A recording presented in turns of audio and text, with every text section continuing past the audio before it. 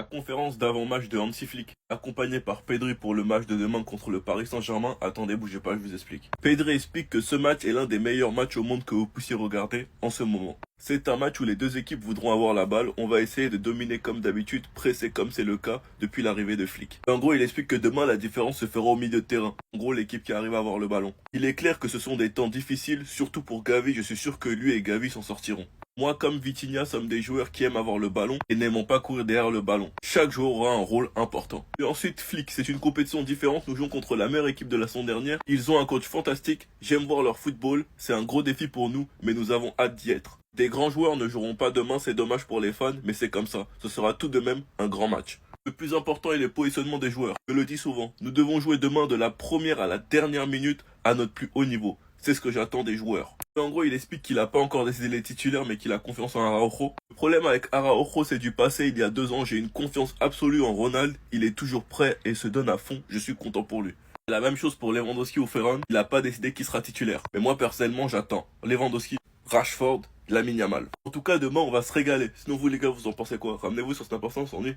Quand tu regardes la story de Marcus Rashford avec UCL mode, tu te rends compte que tout va trop vite. Les gars, tout va trop vite. Et ce que Marcus Rashford est en train de vivre, les gars, c'est digne d'un conte de fées. C'est digne d'un Disney. Pour l'instant, l'histoire est juste parfaite et il est mis dans les meilleures conditions pour prouver son niveau au monde. Marcus Rashford a fait comprendre à tout le monde qu'il voulait venir au Barça depuis décembre. Finalement, il est parti en prêt à Aston Villa, car le Barça pouvait pas le faire venir avec le gros contrat d'Ansu Fati. Durant l'été, il a clairement fait comprendre que sa priorité c'était le Barça, même dans certaines interviews. Mais la priorité du Barça était Diaz et l'agent de Nico Williams avait réussi à convaincre Deco. Un deal qui a finalement capoté à la dernière minute et Diaz qui coûtait beaucoup trop cher.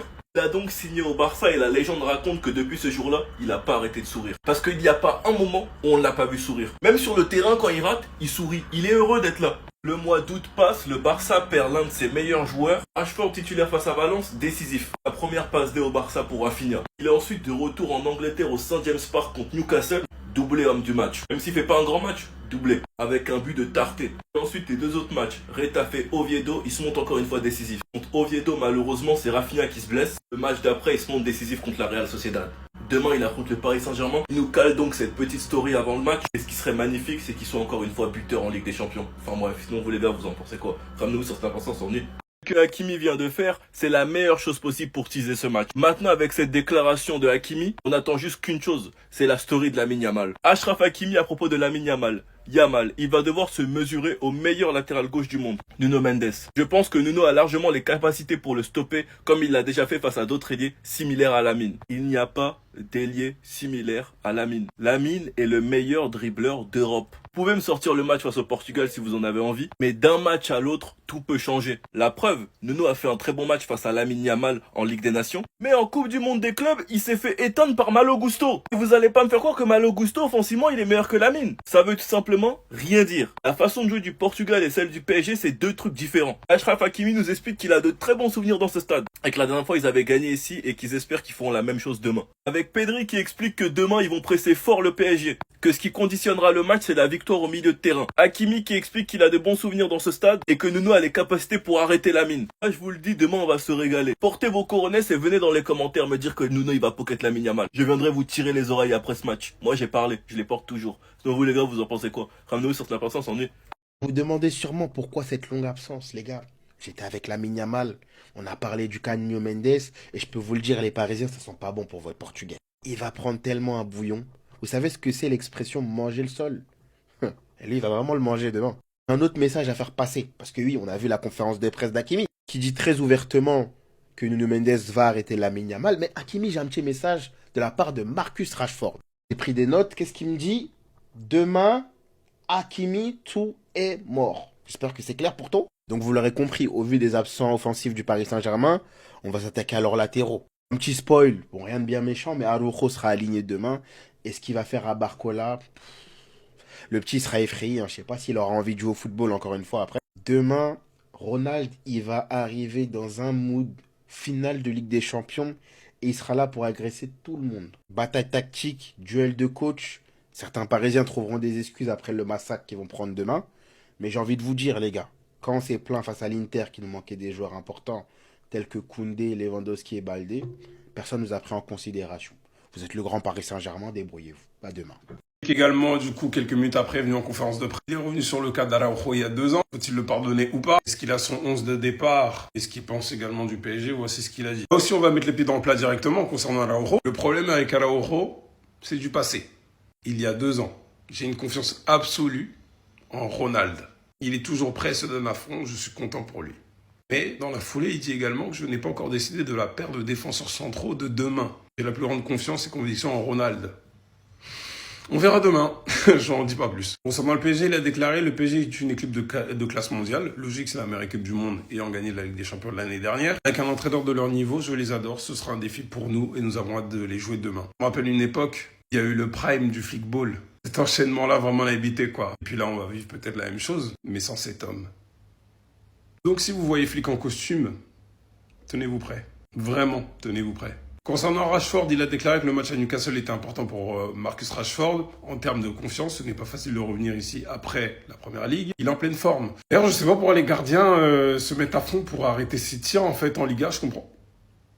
Désolé, je comprends pas. Mais bon, demain, il aura l'occasion d'être ça. Il l'a déclaré. Il sera très important d'utiliser les espaces qu'ils nous offriront. Je suis heureux de jouer ce genre de match. Il sera très important d'utiliser les espaces qu'ils nous offriront, n'est-ce pas Rashford? Je suis heureux de jouer ce match demain, nous apprenons chaque jour et surtout face à ce genre d'adversaire. Chesney, il a été clair, nous avons remporté 3 titres avec lui l'an dernier, il est définitivement prêt. Celui qui n'est pas content, c'est la même chose. Avec de l'amélioration, c'est ce qu'il dit, nous devons toujours améliorer notre stratégie, notre façon de jouer. Tout c'est une question de positionnement et de contrôle de ballon. Demain, ce ne sera pas facile car ils aiment aussi presser et récupérer le ballon. Nous devons donner le meilleur de nous-mêmes du début à la fin. C'est la Ligue des Champions, c'est ce qu'on attend des joueurs. Pedri qui était présent en conférence de presse et il est revenu forcément sur sa 11e place au Ballon d'Or scandaleuse. Gavi, l'opposition de demain face au PSG. Une petite pensée pour Gavi et ce qui a changé dans sa carrière avec la préparation physique. Let's go. Pendant le match de demain, il a déclaré « Je pense qu'il y a toujours des revanches dans le football. Tout le monde veut jouer ce genre de match. » Le match de demain ne changera rien sur ce qui s'est passé, mais c'est quand même 3 points à prendre. Mais bon. Pendant les changements opérés pour qu'il puisse être fiable à nouveau, il a déclaré « Changer certaines choses, mais pas énormément. » La préparation physique du club a totalement changé par rapport à avant. Il est vrai que le calendrier est exigeant, mais il faut s'adapter, c'est comme ça. Et on va jeter les pieds dans le plat. Il est revenu sur sa place de 11e et a répondu Pedri avec la classe, quoi. Il a déclaré ma 11e place au Ballon d'Or, je me sens valorisé dans mon club et en équipe nationale. C'est ce qui compte le plus. Apprécier le soutien des supporters et ce sont très important. Tu l'es. Des stats comme milieu de terrain dans le top 5, oui. Dans son alicote, il a beaucoup parlé aussi.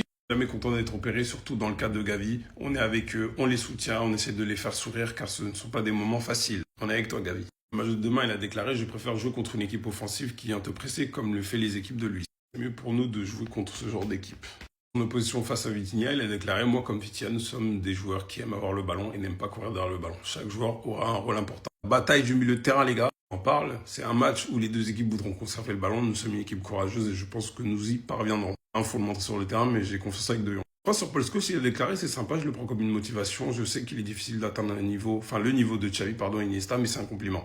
Les anciens qui sont compliqués avec leur génération arrivent même à te reconnecter, c'est que t'es fort. Bon après-midi à vous.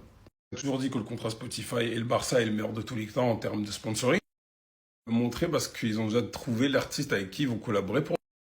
Il s'agira donc de Ed Sheeran. C'est une dinguerie. Heureusement, toujours pas de Taylor Swift, alors que c'est ça qui va nous faire revenir au 1 pour 1 si cela se fait. Ah! Bon, peut-être au retour, on sait pas. Enfin bref, on se rappelle tous de ce qui s'est passé avec Travis Scott. Concert surprise où vraiment les gens ont eu la foi d'y aller. Hein. J'ai pas envie de perdre mon âme, donc on est très bien de loin comme ça. Rappelle des choses records qui ont été faites. Des gens qui dormaient dehors, devant le Camp Nou, devant la boutique du club, afin d'être les premiers à acheter le maillot. C'est une folie. C'est une folie, ils ont vraiment dormi dehors pour un maillot. A été sold out en 1 heure. 100 balles le maillot. 1,5 million en 1 heure. 1 heure. Enfin, regardez. Bien du banger et de l'arbitrage qui allait avec. Bref, en tout cas, cette fois-ci, apparemment, le logo ressemblera à ça. Il n'y aura pas le maillot du domicile parce que, apparemment, Nike prévoit un maillot spécial pour Classico. Il ressemblerait à ça, donc le logo Play avec le triangle serait comme ça, du coup, sur le maillot. Maintenant, est-ce que, en vrai, ça va être beau? Je sais pas, en tout cas, visuellement comme ça donne pas envie de le prendre pour l'instant. Sky s'est amusé de fou au stade, tellement le spectacle. Alors que lui-même comprenait rien, doit sûrement rien comprendre au sujet du foot, mais il était heureux parce qu'on a gagné, c'est le principal. Et contre vents et marées en plus. En tout cas, le banger que c'était le maillot Travis Scott avec le logo noir, avec le maillot noir. Bref. Vous savez les gars, c'est mercredi que j'attends Araujo. pour voir s'il a passé une étape, pour voir si psychologiquement il va mieux. Reste à voir s'il sera titulaire parce qu'on voit très bien que Flick il fait beaucoup tourner, il alterne avec Kubarsi, Christensen, Eric Garcia ou bien même Araujo. Et personnellement, moi j'espère qu'Araujo soit titulaire car on pourra voir s'il a passé une étape. Car on sait tous que psychologiquement ce match ça l'a touché. Les critiques des supporters, les critiques de certains coéquipiers comme Gundogan. Après ça, à la Copa, il s'est blessé. Il est revenu longtemps après, il y avait des problèmes de contrat. On savait pas s'il allait rester, il y avait des rumeurs d'Araujo à la Juventus. Et finalement, Deco a réussi à le convaincre. Il a prolongé et il nous a hypé, il nous a teasé, il nous a prévenu. Cette saison, je serai à mon prime. Et pour l'instant, son début de saison, il est nickel. Avec Christensen en défenseur central, personnellement, je trouve que c'est l'un de nos meilleurs défenseurs. En tout cas, on l'attend mercredi. S'il est titulaire, on sait tous ce sera quoi le plan d'Enrique. Jouer sur le fait qu'il s'est pas relancé, le pousser à faire des erreurs. Et je pense pas qu'il va tomber dans le piège deux fois. En tout cas, Baldé est de retour dans le groupe. Reste à voir s'il sera titulaire ou pas. Personnellement, les absences qui m'attristent le plus, c'est celles de Rafinha, Garcia, ainsi que Fermin Lopez. Mais bon, on va devoir compter sur Chesney, Rashford et peut-être Dro. Et qui sait, peut-être qu'on aura une belle surprise avec Dro. Car ça m'étonnerait que Flick fasse jouer Olmo 90 minutes. Enfin bref, sinon vous les gars, vous en pensez quoi? Ramenez-vous sur Snap sans s'ennuie. Avec le match qu'on a vu du Real au Metropolitano, je tenais à faire cette vidéo pour vous expliquer une chose. Respectez ceux qui ont vécu. Vous baignez trop dans la culture de l'instant et vous êtes trop pressé avant de parler. Pour quelques petits matchs de Liga face aux dernières équipes du classement, on nous a expliqué que Carras méritait d'être appelé en sélection devant Baldé. Premier match chaud face à une vraie équipe, des vrais joueurs, caca culotte. Il a chié partout sur le terrain. Moi, je critique pas Carrera, je le trouve très bon et très prometteur. Mais respectez ceux qui ont vécu. Sachant que la saison dernière, Baldé, c'était une des références à son poste. Après Nuno, pour moi, c'était lui. Je vous laisse aller voir son nombre de GA la saison dernière. Une saison qui a malheureusement été entachée par une blessure. Parce qu'il sortait tout simplement la saison de sa vie. Sans oublier aussi la saison 2022-2023 où on gagne la Liga.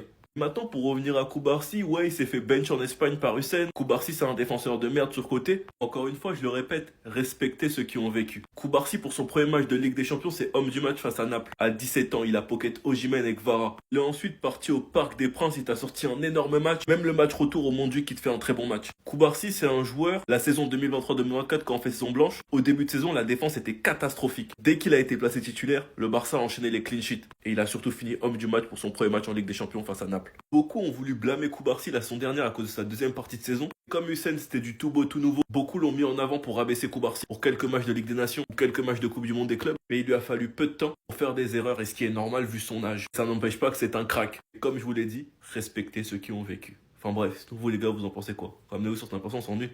Est-ce une bonne idée de titulariser Ronald Araujo face à ses anciens démons? C'est la question que Anti-Flick se pose aujourd'hui. Flick est conscient de ses capacités défensives. D'ailleurs, tout le monde est conscient des capacités défensives de Ronald Araujo. Mais il considère aussi ses lacunes avec le ballon. Parce que face au Paris Saint-Germain, il sera important pour le FC Barcelone d'avoir le ballon. C'est pour ça que Anti-Flick considère aussi le fait de titulariser Ferran Torres pour exercer un pressing à la relance sur le Paris Saint-Germain. Et les gars, moi la question que je vous pose aujourd'hui, parce que vous connaissez déjà mon avis, est-ce que Anti-Flick doit titulariser Ronald Araujo face au Paris Saint-Germain? Pour ma part, je partirais plus sur une charnière centrale Kubarsi-Christensen. Pour la simple et bonne raison que Ronald Araujo serait utile par exemple face à une équipe comme City, qui a un 9 qui pèse sur les défenses, ou vas-y à Arsenal. En fait, face à une équipe qui a un 9 qui est grand et qui va peser sur la défense.